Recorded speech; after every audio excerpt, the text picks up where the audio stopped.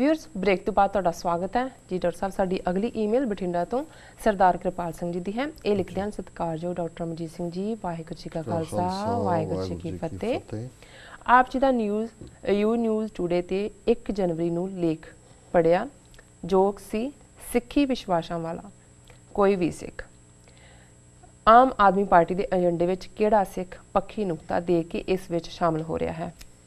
इस लेख विच आप जी वालों दिती दलील वजनदार है, पर इसका दूसरा पक्ष भी विचारणयोग है कि पहला तो आप जी के सुझाव अनुसार खालिस्तान पक्षी सारियां धिरां एक मंच ते एक मन हो के इकट्ठियां होने की कोई संभावना ही नहीं है, क्योंकि हुण तक का इतिहास यही दसदा है कि ये सारे एक दूजे ते कई बार गंभीर दोष ला चुके हैं।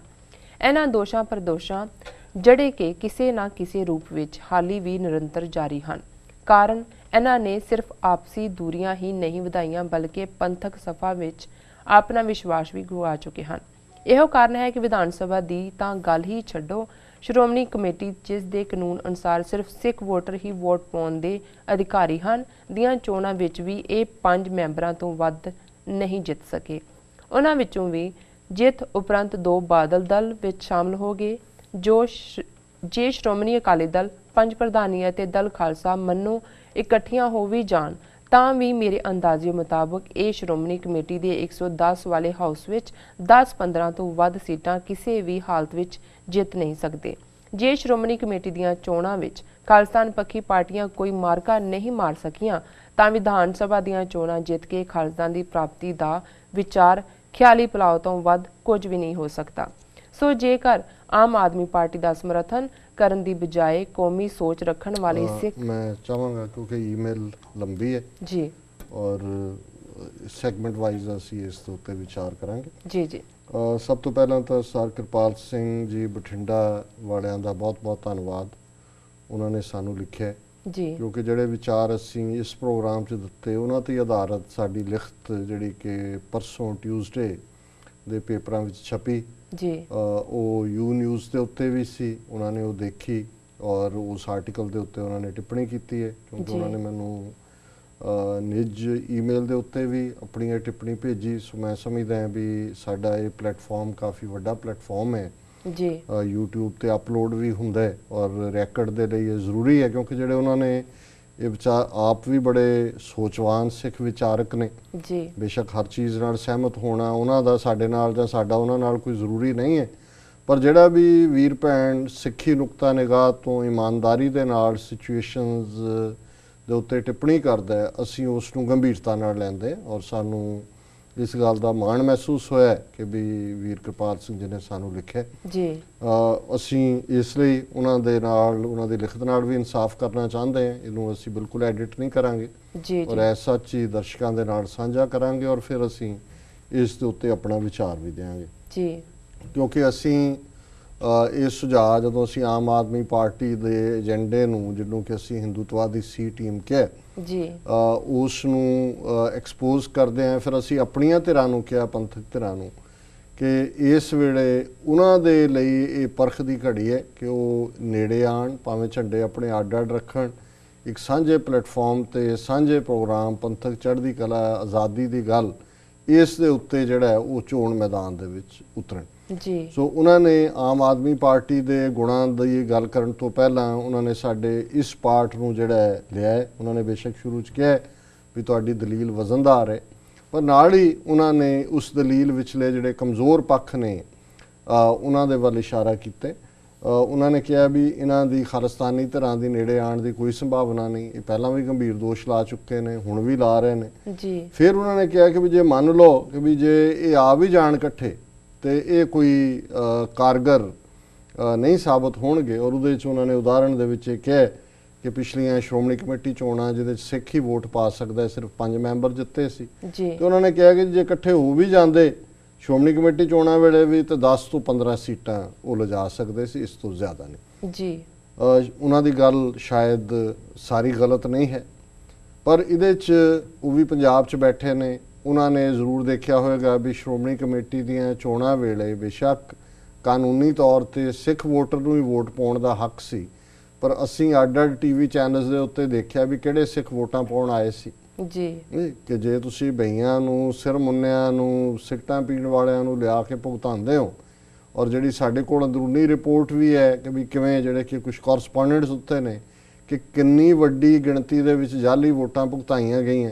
ਸੋ ਉਹਦੇ 'ਚ ਜ਼ਾਹਰ ਹੈ ਕਿ ਵੀ ਜੇ ਸਾਰੇ ਵੀ ਸਿੱਖੀ ਸਰੂਪ ਵਾਲੇ ਪੰਜਾਬ 'ਚ ਵੋਟਾਂ ਪਾਉਣ ਆ ਜਾਂਦੇ ਬਾਹਰ, ਫਿਰ ਵੀ ਜਿੱਤ ਜਿਹੜੀ ਆ ਉਹ ਬਾਦਲਕਿਆਂ ਦੀ ਹੋਣੀ ਸੀ, ਕਿਉਂਕਿ ਇਹ ਏਜੰਸੀਆਂ ਨੇ, ਇਹਨਾਂ ਨੇ ਪਲਾਨ ਕੀਤਾ ਹੋਇਆ ਸੀ। ਇਸ ਲਈ ਸਿੱਖੀ ਸਰੂਪ ਦੀ ਕੋਈ ਅਹਿਮੀਅਤ ਨਹੀਂ ਸੀ VOTING ਦੇ ਵੇਲੇ ਜੀ। ਲੇਕਿਨ ਜੇ ਇਹਨਾਂ ਦੀ ਗੱਲ ਮੰਨ ਵੀ ਲਈ ਜਾਏ ਕਿ ਵੀ 15 ਸੀਟਾਂ ਜਿੱਤ ਸਕਦੇ ਸੀ, 10 ਤੋਂ 15, ਚਲੋ ਅਸੀਂ ਮੈਕਸਿਮਮ ਵੱਲ ਆਉਂਦੇ ਹਾਂ।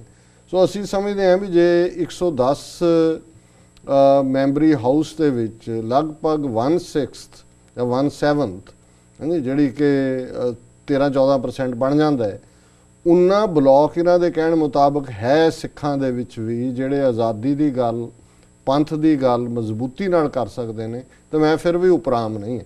ਮੈਂ ਸਮਝਦਾ ਗੱਲ ਸਿਰਫ ਇੱਕ ਚੋਣਾਂ ਜਿੱਤਣ ਦੀ ਨਹੀਂ ਹੈ, ਔਰ ਨਾ ਹੀ ਮੈਨੂੰ ਕੋਈ ਇਸ ਗੱਲ ਦਾ ਭੁਲੇਖਾ ਹੈ ਕਿ ਜੇ ਇਕੱਠੇ ਹੋ ਜਾਣਗੇ ਤਾਂ ਪਾਰਲੀਮੈਂਟ ਦੀਆਂ ਕੋਈ ਸੀਟਾਂ ਜਿੱਤ ਜਾਣਗੇ ਜਾਂ ਕੱਲ ਨੂੰ ਵਿਧਾਨ ਸਭਾ 'ਚ ਮੈਜੋਰਟੀ ਆ, ਇਹ ਨਹੀਂ ਹੈ ਗੱਲ ਜੀ। ਸਾਡਾ ਜਿਹੜਾ ਇਸ ਮੁੱਦੇ ਦੇ ਉੱਤੇ ਫੋਕਸ ਹੈ ਇਸ ਲਈ ਹੈ ਕਿ ਲੋਕ ਕਾਂਗਰਸ ਤੇ ਅਕਾਲੀ ਦਲ ਦੋਨਾਂ ਧਿਰਾਂ ਦੇ ਵਿਚਾਲੇ ਜਿਹੜਾ ਉਹ ਪੈਂਡੂਲਮ ਦੀ ਤਰ੍ਹਾਂ ਘੁੰਮਦੇ ਨੇ। ਇੱਕ ਦੀ ਸਰਕਾਰ ਬਣਦੀ ਹੈ, ਉਹ ਇੰਨੇ ਕਰਪਟ, ਚੋਰ, ਜ਼ਾਲਮ ਹੁੰਦੇ ਨੇ, ਉਹ ਕਹਿੰਦੇ ਨੇ ਨਾਲੋਂ ਤਾਂ ਦੂਜੇ ਚੰਗੇ। ਜਦੋਂ ਦੂਜਿਆਂ ਤੋਂ ਕੁੱਟ ਪਏ ਫਿਰ ਕਹਿੰਦੇ ਜੀ ਉਹਦੇ ਕੋਲੋਂ ਤਾਂ ਕਾਂਗਰਸ ਚੰਗੀ। ਸਾਡਾ ਤਾਂ ਇਹ ਕਹਿਣਾ ਹੈ ਕਿ ਜੇ ਈਵਨ ਪੰਜਾਬ 'ਚ ਖਾਲਸ ਸਿੱਖਾਂ ਦਾ 15-20% ਵੀ ਇਹਨਾਂ ਦੇ ਕੋਲ ਵੇਟੇਜ ਹੈ ਜੀ, ਔਰ ਇਹ ਖਲੋ ਜਾਣ ਬਿਨਾਂ ਇਸ ਗੱਲ ਦੀ ਪਰਵਾਹ ਕੀਤਿਆਂ ਕਿ ਕਿਹੜੀ ਚੋਣ ਉਹ ਜਿੱਤਦੇ ਨੇ, ਕਿਹੜੀ ਹਾਰਦੇ ਨੇ, ਆਪਣੀ ਕ੍ਰੈਡੀਬਿਲਿਟੀ ਨਾਲ, ਇਮਾਨਦਾਰੀ ਨਾਲ ਇਸ ਗੱਲ ਨੂੰ ਅੱਗੇ ਤੋਰਨ। ਹਾਲਾਂਕਿ ਉਹਨਾਂ ਦੀ ਗੱਲ ਠੀਕ ਹੈ ਕਿ ਦੂਸ਼ਣਬਾਜ਼ੀਆਂ ਕਰਦੇ ਨੇ, ਔਰ ਇਹਦੇ ਬਾਵਜੂਦ ਕਿ 4 ਮਹੀਨੇ 3.5 ਮਹੀਨੇ ਇਲੈਕਸ਼ਨਾਂ ਦੂਰ ਨੇ, ਹੁਣ ਤੱਕ ਕੋਈ ਸੀਰੀਅਸ ਐਫਰਟ ਨਹੀਂ ਹੋਇਆ। ਔਰ ਸਾਨੂੰ ਕਈ ਵੀਰਾਂ ਨੇ ਲਿਖਿਆ ਹੈ ਕਿ ਜੀ ਤੁਸੀਂ ਐਫਰਟ ਕਰੋ, ਤੁਸੀਂ ਇਹਨੂੰ ਕਹੋ, ਤੁਸੀਂ ਉਹਨੂੰ ਕਹੋ ਜੀ ਵੀ ਇੱਥੇ ਵਰਕਰ, ਔਰ 1-2 ਵਰਕਰਸ ਨੇ ਲਿਖਿਆ ਹੈ ਕਿ ਜੀ ਸਾਡੀ ਗੱਲ ਤਾਂ ਕੋਈ ਸੁਣਦਾ ਨਹੀਂ ਹੈ, ਅਸੀਂ ਜਾਣਦੇ ਵੀ ਉਹ ਦੂਜਿਆਂ ਦੇ ਔਗਣ ਕੱਢ ਦਿੰਦੇ। ਇਹ ਗੱਲ ਇਹਨਾਂ ਦੀ ਬਿਲਕੁਲ ਠੀਕ ਹੈ, ਪਰ ਮੈਂ ਸਮਝਦਾ ਵੀ ਇਹਦੇ ਬਾਵਜੂਦ ਪੰਜਾਬ ਦੇ ਵਿੱਚ 70-80 ਸਾਲ ਦਾ ਅਕਾਲੀ ਦਲ ਸਿੱਖਾਂ ਦੀ ਨੁਮਾਇੰਦਾ ਜਮਾਤ ਦੇ ਤੌਰ ਤੇ ਹੀ ਸਾਹਮਣੇ ਆਈ। ਬਾਦਲ ਅਕਾਲੀ ਦਲ ਜਿਹੜਾ ਉਹ ਸਿੱਖ ਏਜੰਡੇ ਤੋਂ ਭਗੌੜਾ ਹੋ ਗਿਆ ਜਦੋਂ ਉਹਨਾਂ ਨੇ ਪੰਜਾਬੀ ਪਾਰਟੀ ਐਲਾਨ ਕਰ ਦਿੱਤਾ। ਉਹਨਾਂ ਨੇ ਐਲਾਨ ਕਰ ਦਿੱਤਾ ਵੀ ਉਹਨਾਂ ਨੇ ਸੱਤਾ ਲੈਣੀ ਹੈ, ਉਹ ਹਿੰਦੂਆਂ ਦੇ ਨਾਲ ਰਲ ਕੇ ਲੈਣੀ ਹੈ। ਉਹਨਾਂ ਨੂੰ ਕੋਈ ਪਰਵਾਹ ਨਹੀਂ ਹੈ ਵੀ ਸਿੱਖੀ ਦਾ ਕੀ ਏਜੰਡਾ ਹੈ ਕੀ ਨਹੀਂ ਹੈ। ਸੋ ਅਸੀਂ ਸਮਝਦੇ ਹਾਂ ਜੀ 15-20% ਵੀ ਸਾਡੀ ਠੋਸ ਕਨਸਟੀਚੁਐਂਸੀ ਹੈ, ਔਰ ਇਹ ਕਨਸਟੀਚੁਐਂਸੀ ਇੱਕ ਸੋਲੀਡੈਰਿਟੀ ਥੱਲੇ ਆ ਜਾਏ ਤੇ ਇਹ ਗੇਮ ਚੇਂਜਰ ਹੋ ਸਕਦੇ ਨੇ। ਇਹ ਠੀਕ ਹੈ ਵੀ ਇਸ ਸਟੇਜ ਤੇ ਆਉਣ ਵਾਲੇ ਕਈ ਸਾਲ ਇਹਨਾਂ ਨੂੰ ਮੈਜੋਰਟੀ ਨਾ ਮਿਲੇ, ਪਰ ਇਸ 15-20% ਦੇ ਨਾਲ ਗੇਮ ਚੇਂਜ ਹੋ ਸਕਦੀ ਹੈ ਪੰਜਾਬ। ਸੋ ਇਹ ਸਾਡਾ ਜ਼ਿਆਦਾ ਹੈ ਰਾਦਰ ਕਿ ਅਸੀਂ ਐਕਸਪੈਕਟ ਕਰਦੇ ਹਾਂ ਕਿ ਜੀ ਇਹ ਕੋਈ ਇਲੈਕਸ਼ਨਾਂ ਸਵੀਪ ਕਰ ਜਾਣਗੇ। ਹਾਂਜੀ ਹੁਣ ਜੀ ਅੱਗੇ ਵੀ ਲਿਖਦੇ ਹਨ, ਸੋ ਜੇਕਰ ਆਮ ਆਦਮੀ ਪਾਰਟੀ ਦਾ ਸਮਰਥਨ ਕਰਨ ਦੀ ਬਜਾਏ ਕੌਮੀ ਸੋਚ ਰੱਖਣ ਵਾਲੇ ਸਿੱਖ ਖਾਲਿਸਤਾਨੀ ਪੱਖੀ ਧਿਰਾਂ ਦਾ ਸਾਂਝਾ ਮੁਹਾਜ਼ ਬਣਾ ਕੇ ਚੋਣਾਂ ਲੜਨਗੇ ਤਾਂ ਸਿੱਖਾਂ ਦੇ ਹੱਥ ਪੱਲੇ ਤਾਂ ਕੁਝ ਨਹੀਂ ਆਉਣਾ, ਪਰ ਪੰਜਾਬ ਵਿੱਚ ਇਸ ਦਾ ਸਿੱਧਾ ਫਾਇਦਾ ਅਕਾਲੀ ਭਾਜਪਾ ਗੱਠਜੋੜ ਨੂੰ ਹੋਵੇਗਾ। ਸ਼ਾਇਦ ਤੁਸੀਂ ਵੀ ਮੇਰੇ ਨਾਲ ਸਹਿਮਤ ਹੋਵੋਗੇ ਕਿ ਇਹ ਗੱਠਜੋੜ ਸਿੱਖਾਂ ਲਈ ਕਾਂਗਰਸ ਨਾਲੋਂ ਵੀ ਵੱਧ ਘਾਤਕ ਹੈ। ਇਸ ਸਮੇਂ ਭਾਜਪਾ ਨੂੰ ਉਹਨਾਂ ਕਾਂਗਰਸ ਦਾ ਡਰ ਨਹੀਂ ਜਿੰਨਾ ਡਰ ਉਸ ਨੂੰ ਕੇਜਰੀਵਾਲ ਦੀ ਆਮ ਆਦਮੀ ਪਾਰਟੀ ਤੋਂ ਜਾਪਦਾ ਹੈ। ਇਹੋ ਕਾਰਨ ਹੈ ਕਿ ਉਹ ਲੋਕ ਖਾਸ ਕਰ ਹਿੰਦੂਤਵੀ ਵੋਟਰਾਂ ਦੇ ਜਜ਼ਬਾਤ ਉਭਾਰ ਕੇ ਕੇਜਰੀਵਾਲ ਨੂੰ ਬਦਨਾਮ ਕਰਨਾ ਚਾਹੁੰਦੇ ਹਨ। ਉਹਨਾਂ ਨੂੰ ਕੇਜਰੀਵਾਲ ਦੇ ਵਿਰੁੱਧ ਹੋਰ ਕੋਈ ਮੁੱਦਾ ਨਹੀਂ ਲੱਭਾ ਤਾਂ ਉਹ ਹਰ ਪਲੇਟਫਾਰਮ ਤੇ ਪ੍ਰਸ਼ਾਂਤ ਭੂਸ਼ਣ ਵੱਲੋਂ ਕਸ਼ਮੀਰ ਵਿੱਚ ਰਾਇਸ਼ੁਮਾਰੀ ਸੰਬੰਧੀ ਦਿੱਤੇ ਬਿਆਨ ਨੂੰ ਵਾਰ-ਵਾਰ ਉਛਾਲ ਕੇ ਲੋਕ ਖਾਸ ਕਰਕੇ ਹਿੰਦੂਤਵੀਆਂ ਨੂੰ ਭਾਵੁਕ ਕਰਕੇ ਆਪਣੇ ਪੱਖ ਵਿੱਚ ਭੁਗਤਾਉਣਾ ਚਾਹੁੰਦੇ ਹਨ। ਹਿੰਦੂ ਬਹੁਗਿਣਤੀ ਵਾਲੇ ਭਾਰਤ ਵਿੱਚ ਤੁਸੀਂ ਕਦੀ ਵੀ ਖਾਲਿਸਤਾਨ ਜਾਂ ਕਸ਼ਮੀਰ ਸੰਬੰਧੀ ਰਾਇਸ਼ੁਮਾਰੀ ਨੂੰ ਚੋਣ ਮੁੱਦਾ ਬਣਾ ਕੇ ਕਿਸੇ ਪਾਰਟੀ ਨੂੰ ਪਾਰਲੀਮੈਂਟ ਦੀਆਂ ਚੋਣਾਂ ਵਿੱਚ ਜਿਤਾ ਨਹੀਂ ਸਕਦੇ। ਚੋਣ ਨੀਤੀ ਇਹੋ ਹੀ ਹੁੰਦੀ ਹੈ ਕਿ ਜਿਹੜਾ ਸਟੈਂਡ ਸਮੁੱਚੇ ਭਾਰਤ ਵਿੱਚ ਨੁਕਸਾਨਦੇਹ ਸਾਬਤ ਹੁੰਦਾ ਹੋਵੇ ਉਸ ਤੇ ਬਹੁਤਾ ਜ਼ੋਰ ਨਹੀਂ ਦੇਣਾ ਚਾਹੀਦਾ ਅਤੇ ਆਪਣਾ ਲਾਭ ਹਾਨ ਵਿਚਾਰ ਕੇ ਆਪਣੇ ਲਈ ਸਭ ਤੋਂ ਘੱਟ ਨੁਕਸਾਨਦੇਹ ਪਾਰਟੀ ਦਾ ਸਮਰਥਨ ਕਰਕੇ ਸਭ ਤੋਂ ਮਾਰੂ ਪਾਰਟੀ ਦੇ ਵਾਰ ਤੋਂ ਬਚਿਆ ਜਾਵੇ। ਇਸ ਪੱਖ ਨੂੰ ਵਿਚਾਰ ਕੇ ਹੀ ਪ੍ਰਸ਼ਾਂਤ ਭੂਸ਼ਣ ਦੇ ਬਿਆਨ ਨੂੰ ਉਹਨਾਂ ਦੇ ਨਿੱਜੀ ਵਿਚਾਰ ਕਹਿ ਕੇ ਕੇਜਰੀਵਾਲ ਉਸ ਤੋਂ ਕਿਨਾਰਾ ਕਰਨ ਲਈ ਮਜਬੂਰ ਹੋਇਆ ਹੈ। ਤੁਸੀਂ ਵੇਖੋ ਕਿ ਆਪ ਨੂੰ ਹੀ ਛੱਡ ਕੇ ਭਾਰਤ ਦੀ ਇੱਕ ਵੀ ਸਿਆਸੀ ਪਾਰਟੀ ਅਜਿਹੀ ਨਹੀਂ ਜਿਸ ਵਿੱਚ ਕੋਈ ਵੀ ਨੇਤਾ ਪ੍ਰਸ਼ਾਂਤ ਭੂਸ਼ਣ ਵਾਂਗ ਰਾਇਸ਼ੁਮਾਰੀ ਸੰਬੰਧੀ ਆਪਣੇ ਨਿੱਜੀ ਵਿਚਾਰ ਪ੍ਰਗਟ ਕਰਨ ਤੇ ਹਿੰਦੂਤਵੀਆਂ ਦੀ ਕੁੱਟ ਦਾ ਸ਼ਿਕਾਰ ਹੋਣ ਤੋਂ ਬਾਅਦ ਵੀ ਪਹਿਲਾਂ ਦੀ ਤਰ੍ਹਾਂ ਕਾਇਮ ਰਿਹਾ ਹੋਵੇ। ਇਸ ਲਈ ਸਿਰਫ ਕੇਜਰੀਵਾਲ ਵੱਲੋਂ ਇਸ ਤੋਂ ਕਿਨਾਰਾ ਕਸ਼ੀ ਕਰਨ ਨੂੰ ਆਧਾਰ ਬਣਾ ਕੇ ਇਸ ਦੀ ਜਿੱਤ ਵਿੱਚ ਰੋੜਾ ਬਣਨਾ ਘੱਟ ਗਿਣਤੀਆਂ ਦੇ ਹਿੱਤ ਵਿੱਚ ਨਹੀਂ ਹੋਵੇਗਾ। ਤੀਸਰਾ ਨੁਕਤਾ ਇਹ ਵੀ ਹੈ ਕਿ ਸ਼੍ਰੋਮਣੀ ਅਕਾਲੀ ਦਲ ਪੰਜ ਪ੍ਰਧਾਨੀ ਅਤੇ ਦਲ ਖਾਲਸਾ ਸਭ ਕੁਝ ਜਾਣਦੇ ਸਮਝਦੇ ਹੋਏ ਵੀ ਬਾਦਲ ਦੇ ਗੁਲਾਮਾਂ ਦੇ ਗੁਲਾਮ ਜਥੇਦਾਰਾਂ ਤੋਂ ਵੀ ਆਜ਼ਾਦ ਹੋਣ ਲਈ ਮਨੋਵਿਗਿਆਨਿਕ ਤੌਰ ਤੇ ਤਿਆਰ ਨਹੀਂ ਹਨ, ਤਾਂ ਇਹਨਾਂ ਤੋਂ ਕਿਸ ਤਰ੍ਹਾਂ ਉਮੀਦ ਰੱਖੀ ਜਾ ਸਕਦੀ ਹੈ ਕਿ ਇਹ ਆਜ਼ਾਦ ਖਾਲਿਸਤਾਨ ਲਈ ਕੋਈ ਫੈਸਲਾਕੁਨ ਲੜਾਈ ਲੜ ਸਕਦੇ ਹਨ। ਉਪਰੋਕਤ ਸਭਨਾਂ ਪ੍ਰਸਥਿਤੀਆਂ ਨੂੰ ਧਿਆਨ ਵਿੱਚ ਰੱਖ ਕੇ ਸਮੇਂ ਦੀ ਲੋੜ ਹੈ ਕਿ ਕੌਮੀ ਸੋਚ ਰੱਖਣ ਵਾਲੇ ਸਾਰੇ ਸਿੱਖਾਂ ਨੂੰ ਕੇਜਰੀਵਾਲ ਦੀ ਖੁੱਲ੍ਹ ਕੇ ਹਮਾਇਤ ਕਰਨੀ ਚਾਹੀਦੀ ਹੈ ਅਤੇ ਅੰਦਰ ਖਾਤੇ ਉਸ ਨੂੰ ਸਿੱਖ ਵੋਟਰਾਂ ਦਾ ਇੱਕ ਬਜਵਾਂ ਗਰੁੱਪ ਵਿਖਾ ਕੇ ਉਸ ਤੇ ਸਿੱਖਾਂ ਦੇ ਕਾਤਲਾਂ ਨੂੰ ਸਜ਼ਾ ਦਿਵਾਉਣ ਲਈ ਦਬਾਅ ਪਾਉਣਾ ਚਾਹੀਦਾ ਹੈ ਤੇ ਦਿੱਲੀ ਚੋਣਾਂ ਵਿੱਚ ਕੀਤਾ ਚੋਣ ਦਾ ਵਾਅਦਾ ਪੂਰਾ ਕਰਨ ਦਾ ਚੇਤਾ ਕਰਵਾਉਣਾ ਚਾਹੀਦਾ ਹੈ। ਪਰ ਇਸ ਨੂੰ ਮੁੱਦਾ ਬਣਾ ਕੇ ਉਛਾਲਣਾ ਪੰਥ ਅਤੇ ਘੱਟ ਗਿਣਤੀਆਂ ਲਈ ਉਸੇ ਤਰ੍ਹਾਂ ਨੁਕਸਾਨਦੇਹ ਸਾਬਤ ਹੋ ਸਕਦਾ ਹੈ ਜਿਸ ਤਰ੍ਹਾਂ ਕਿ ਚਮਕੌਰ ਸਿੰਘ ਨਿਹਾਲ ਸਿੰਘ ਵਾਲਾ ਵੱਲੋਂ ਤੁਹਾਨੂੰ ਭੇਜੀ ਇੱਕ ਈਮੇਲ ਵਿੱਚ ਕੀਤਾ ਹੈ ਕਿ ਜੇਕਰ ਭਾਈ ਗੁਰਬਖਸ਼ ਸਿੰਘ ਦੀ ਭੁੱਖ ਹੜਤਾਲ ਦੀਆਂ ਖਬਰਾਂ ਨੈਸ਼ਨਲ ਮੀਡੀਆ ਵਿੱਚ ਪ੍ਰਮੁੱਖਤਾ ਨਾਲ ਛਪਦੀਆਂ ਤੇ ਪ੍ਰਸਾਰਿਤ ਹੁੰਦੀਆਂ ਤਾਂ ਇਸ ਦਾ ਸਿੱਖ ਪੰਥ ਨੂੰ ਨੁਕਸਾਨ ਹੋਣਾ ਸੀ, ਕਿਉਂਕਿ ਹਿੰਦੂਤਵੀਆਂ ਨੇ ਇਸ ਵਿਰੁੱਧ ਲਾਮਬੰਦੀ ਸ਼ੁਰੂ ਕਰ ਦੇਣੀ ਸੀ, ਜਿਸ ਕਾਰਨ ਹੋ ਸਕਦਾ ਕਿ ਜੋ 4 ਸਿੰਘਾਂ ਦੀਆਂ ਪੇਰੋਲ ਤੇ ਰਿਹਾਈਆਂ ਹੋ ਗਈਆਂ ਹਨ ਇਹ ਵੀ ਨਾ ਹੋ ਸਕਦੀਆਂ। ਹੁਣ ਤੱਕ ਦੀ ਸਥਿਤੀ ਮੁਤਾਬਕ ਮੈਂ ਸ਼੍ਰੀ ਕੇਜਰੀਵਾਲ ਦਾ ਖੁੱਲ੍ਹ ਕੇ ਸਮਰਥਨ ਕਰਨ ਸੰਬੰਧੀ ਕੁਝ ਲਿਖਣਾ ਚਾਹੁੰਦਾ ਹਾਂ। ਇਸ ਲਈ ਆਪ ਨੂੰ ਬੇਨਤੀ ਹੈ ਕਿ ਮੇਰੇ ਵੱਲੋਂ ਦਿੱਤੇ ਸੁਝਾਅ ਨੂੰ ਗੰਭੀਰਤਾ ਨਾਲ ਸੋਚ ਕੇ ਆਪਣੇ ਵਿਚਾਰ ਦੱਸਣ ਦੀ ਕਿਰਪਾਲਤਾ ਕਰਨੀ ਜੀ, ਤਾਂ ਕਿ ਆਪਣੇ ਲੇਖ ਨੂੰ ਸਿੱਖ ਭਾਵਨਾ ਅਨੁਸਾਰ ਬੈਲੈਂਸ ਕਰ ਸਕਾਂ ਜੀ। ਜੀ ਡਾਕਟਰ ਸਾਹਿਬ, ਹੁਣ ਆਲਮੋਸਟ ਸਾਰੇ ਨੁਕਤੇ ਸਾਹਮਣੇ ਆ ਗਏ ਨੇ ਜੀ। ਦੇਖੋ ਸਰ ਕਿਰਪਾਲ ਸਿੰਘ ਜੀ ਠੀਕ ਲਾਈਨ ਤੇ ਸੋਚਦੇ ਨੇ, ਪੰਥ ਦਾ ਭਲਾ ਚਾਹੁੰਦੇ ਨੇ ਜੀ। ਉਹਨਾਂ ਦੀ ਇਹ ਸੋਚ ਹੈ ਕਿ ਬੀਜੇਪੀ ਔਰ ਅਕਾਲੀ ਕੰਬੀਨੇਸ਼ਨ ਖਤਰਨਾਕ ਹੈ। ਜੇ ਕੋਈ ਫਰੰਟ ਤੀਸਰਾ ਹੁੰਦਾ ਹੈ ਤੇ ਉਸ ਦਾ ਫਾਇਦਾ ਇਹਨਾਂ ਨੂੰ ਹੋਏਗਾ। ਆਮ ਆਦਮੀ ਪਾਰਟੀ ਦਾ ਸਾਥ ਦੇਣਾ ਚਾਹੀਦਾ ਜੀ।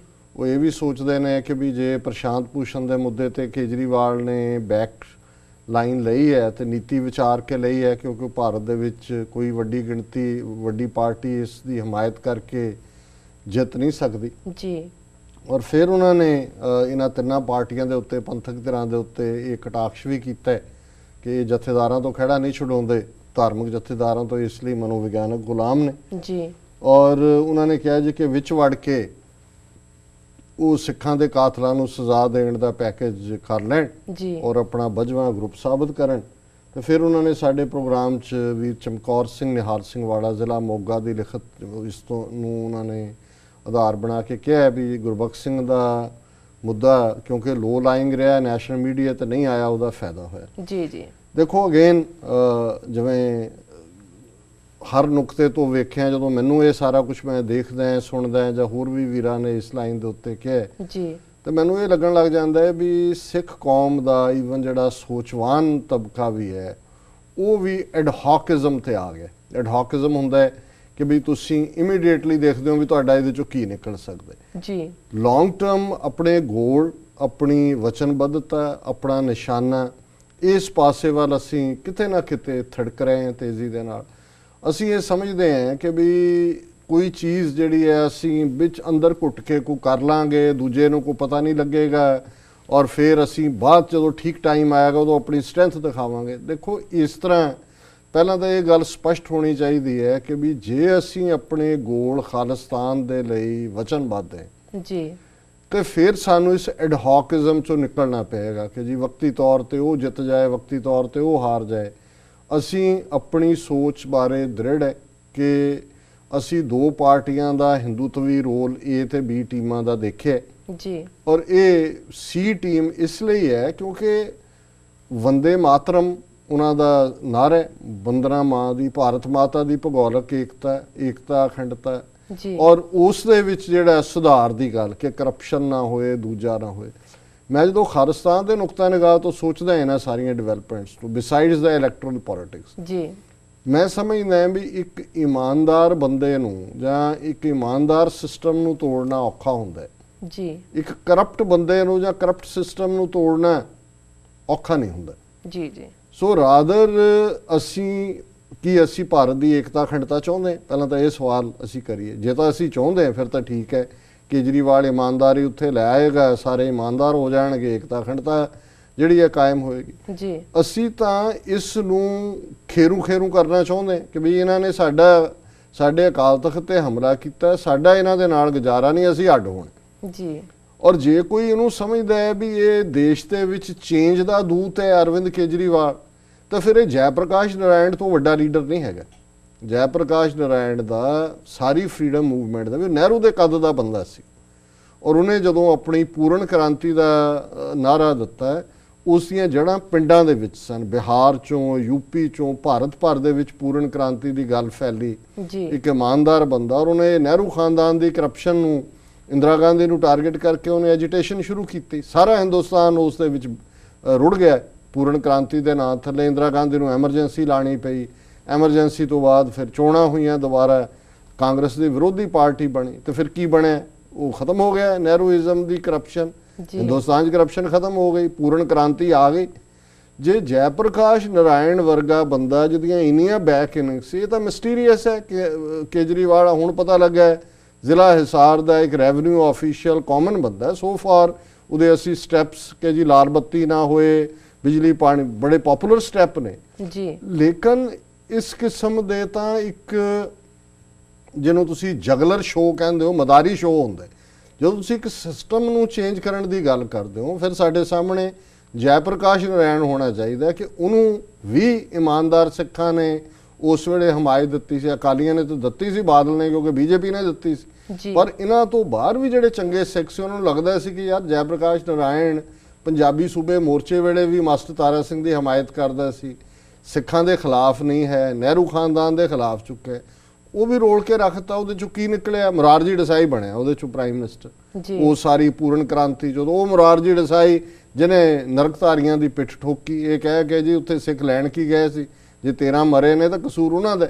ਇਹ ਉਹਦੀ ਪੂਰਨ ਕ੍ਰਾਂਤੀ ਦੀ ਦੇਣ ਸੀ ਮੁਰਾਰਜੀ ਦੇਸਾਈ। ਹੁਣ ਇਦਾਂ ਹੀ ਕੇਜਰੀਵਾਲ ਦੀ ਹਮਾਇਤ ਕਰ ਲਓ, ਕੱਢ ਲਓ ਉਹਦੇ ਚੋਂ ਕੋਈ ਮੁਰਾਰਜੀ ਦੇਸਾਈ ਜੀ। ਸੋ ਅਸੀਂ ਇਹ ਸਮਝਦੇ ਹਾਂ ਵੀ ਠੀਕ ਹੈ, ਅਸੀਂ ਲੋਕਲ ਕਿਸ ਨੇ ਕੀ ਕਰਨਾ ਹੈ, ਵੋਟ ਕਿਹਨੂੰ ਪਾਣੀ ਹੈ, ਉਹਨੂੰ ਲੱਗਦਾ ਹੈ ਵੀ ਲੋਕਲ 'ਚ ਕਿਸੇ ਨੂੰ ਪਾਇਆ ਭੰਬਲ ਪੂਸਾ ਪੈਦਾ ਹੁੰਦਾ ਹੈ, ਇਹਨਾਂ ਦੀ ਕਾਂਗਰਸ ਬੀਜੇਪੀ ਡੀਰੇਲ ਹੁੰਦੀ, ਚੰਗੀ ਗੱਲ ਹੈ, ਅਸੀਂ ਉਹਦੇ 'ਚ ਲੋਕਲ ਅਸੀਂ ਸਮਝਦੇ। ਪਰ ਕੌਮੀ ਤੌਰ ਤੇ ਕੌਮ ਦੇ ਇੰਟੈਲੈਕਚੁਅਲ, ਕੌਮ ਦੇ ਵਿਦਵਾਨ, ਕੌਮ ਦੇ ਲੀਡਰ ਆਮ ਆਦਮੀ ਪਾਰਟੀ ਦੇ ਖੈਮੇ 'ਚ ਜਾਣ, ਇਹ ਬਿਲਕੁਲ ਜਿਹੜੀ ਹੈ ਉਹ ਗੱਲ ਠੀਕ ਨਹੀਂ ਹੈ।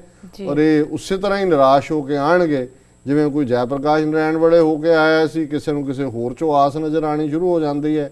ਕੋਈ ਮਨਮੋਹਨ ਸਿੰਘ ਦਾ ਝੰਡਾ ਚੁੱਕਿਆ ਹੋਇਆ ਸੀ। ਸੋ ਅਸੀਂ ਸਮਝਦੇ ਹਾਂ ਕਿ ਬਿਲਕੁਲ ਇਸ ਤੋਂ ਕਿਨਾਰਾਕਸ਼ੀ ਰੱਖਣੀ ਚਾਹੀਦੀ ਹੈ, ਔਰ ਸਾਨੂੰ ਆਪਣੀਆਂ ਪੰਥਕ ਧਿਰਾਂ ਨੂੰ, ਚੰਗੀਆਂ ਨੇ ਮਾੜੀਆਂ ਨੇ, ਦੂਸ਼ਣਬਾਜ਼ੀਆਂ ਕਰਦੀਆਂ, ਉਹਨਾਂ ਦੇ ਕੰਨ ਮਰੋੜ ਲਓ, ਉਹਨਾਂ ਨੂੰ ਤੁਸੀਂ ਤੱਤਾ ਕਹਿ ਲਓ ਕਿ ਭਾਈ ਪੰਥਕ ਏਜੰਡੇ ਦੇ ਉੱਤੇ ਆਓ।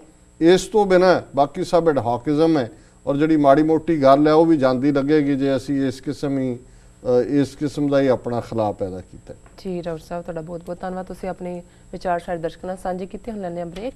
ਵੀਅਰਸ, ਅਸੀਂ ਕਿਤੇ ਨਹੀਂ ਜਾਣਾ, ਮਿਲਦੇ ਹਾਂ ਛੋਟੇ ਵਕਫੇ ਤੋਂ ਬਾਅਦ।